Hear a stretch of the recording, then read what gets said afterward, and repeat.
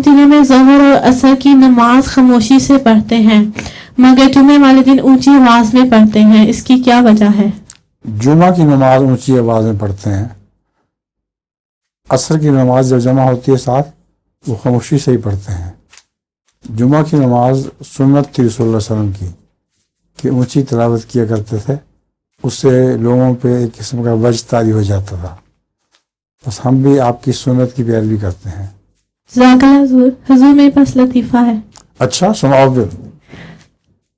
एक आदमी की बीवी फौत हो जाती है तो उसका जनाजा लेके जा रहे होते हैं, तो रास्ते में एक खंबा आता है, तो जनाजा खंबे के साथ टकरा जाता है, तो उसकी बीवी को होश आ जाता है क्योंकि वो अभी मरी नहीं होती, तो उसको घर वापस ले आते हैं।